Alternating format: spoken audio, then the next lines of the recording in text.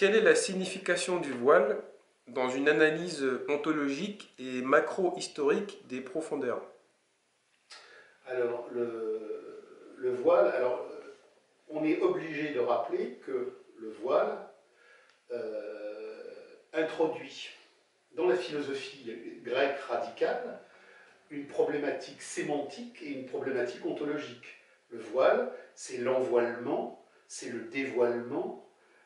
Le voile, c'est ce qui fait écran. Donc,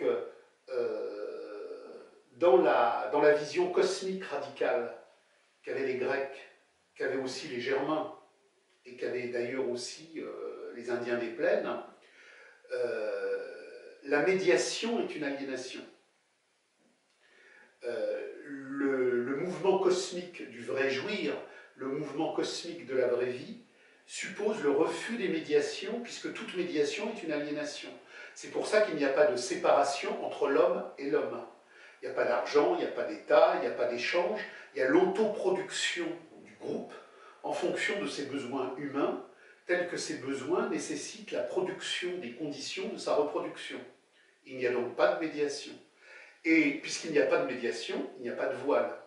La femme germanique ne se voile pas, la femme sioux ne se voile pas, la femme cheyenne ne se voile pas. Les voilés, les voilages, les voilements, les envoilements, qui sont donc un anti-dévoilé, vont émerger dans le cadre d'un groupe qui n'est plus une communauté organique de la transparence, mais qui est déjà, postérieurement à la révolution néolithique, un cheminement civilisationnel du dressage et de la domestication.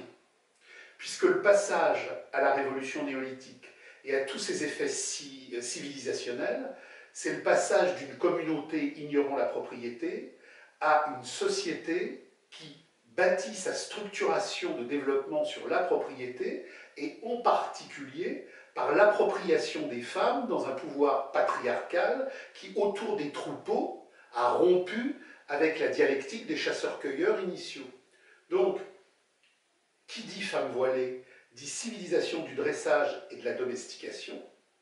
Qui dit femme voilée dit problématique de voilement de la sexualité. La femme germanique, comme la femme sioux, est une femme qui n'a pas problème à ce que l'on voit son visage. Elle n'a même pas problème à ce que l'on voit ses épaules. Elle n'a même pas problème à ce que l'on voit ses seins si elle se baigne dans une rivière, dans une immanence.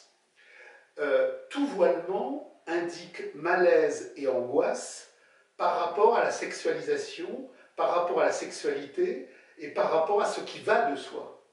Dans la société du voilement, tout ce qui allait de soi dans la communauté ne va plus de soi. Il faut donc codifier, structurer, imposer des édictions et des contre-édictions, puisque tout ce qui était dans l'immanence de l'antimédiation nécessite maintenant des structures de commandement, d'explication et d'interdit. Il n'y a pas d'interdit dans la communauté organique, parce que ce qui ne se fait pas ne passe pas par un interdit, mais passe par une immanence logique du « ça ne se fait pas ». Bon, je prends un exemple très simple. Quand les textes monothéistes de base prohibent l'inceste, c'est parce que l'inceste a bien lieu. On ne prohibe que ce qui a lieu. Dans la communauté organique, il n'y a pas à prohiber l'inceste, parce qu'on est dans une naturalité non aliénatoire qui n'a pas structuré le fétichisme aliénatoire au point où l'inceste existerait. Et d'ailleurs, on voit à travers les textes de Pierre Classe, par exemple, quand il a vécu chez les Guayakis, qu'il n'y a pas d'inceste, alors qu'effectivement, dans les empires agraires qui vont émerger de la révolution néolithique, avec le grand mouvement de désarticulation des âmes, des corps et des spontanéités cosmiques, il y aura effectivement des comportements qui vont se mettre à délirer. Et il y aura donc de l'inceste, donc de la prohibition de l'inceste. Donc, contrairement à ce qu'on croit, un texte moralisateur, juridique, organisateur, n'est pas une preuve de richesse. Il est toujours, au contraire, une preuve de pauvreté. Dans les communautés organiques de la toute-puissance du jouir, il n'y a rien à édicter, parce que tout va de soi. Il n'y a pas plus de droit que de religion. Tout va de soi. Dans la communauté iroquoise, dans dans son époque archaïque, aucune codification n'émerge. Quand ces communautés vont progressivement passer à l'agriculture et à une semi-sédentarisation, que l'immanence première va être rompue, c'est là que vont commencer à apparaître des us et coutumes, qui sont la porte ouverte vers l'émergence d'un droit. Le droit ne naît pas pour simplifier la beauté transparente des vies, le droit naît pour codifier la servitude dès lors que cette transparence de la beauté originelle est cassée.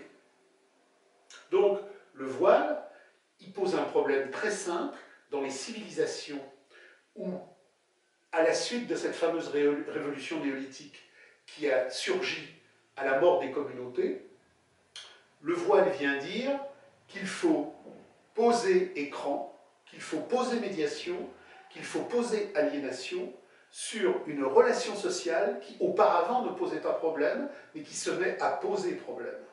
C'est donc un problème de hiérarchisation entre les hommes et les femmes, à partir du moment où la structure sociale, dans son mouvement de domestication, fait de la femme un être périphérique ou secondaire, et c'est en même temps le lieu d'angoisse qui en émerge par rapport à une sexualité qui pose problème, parce que l'homme a peur de cette sexualité qui renvoie au cosmos initial.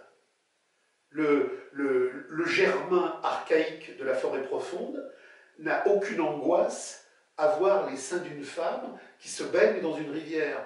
C'est beau, et ça participe de la grande communion des choses. La gynécée grecque, civilisationnelle et urbaine, puis après, la claustration des femmes romaines, ça marque un pas en avant dans le civilisationnel aliénatoire. La femme n'est plus au centre de la vie cosmique comme elle était dans la communauté organique. Elle devient un lien aliénatoire de reproduction et en même temps un lieu d'angoisse pour une sexualité qui ne va plus de soi. Donc on retrouve bien évidemment le voile dans une forme donnée dans les sociétés musulmanes, mais il existait avant déjà dans toute une série de structurations civilisationnelles qui cantonnaient la femme.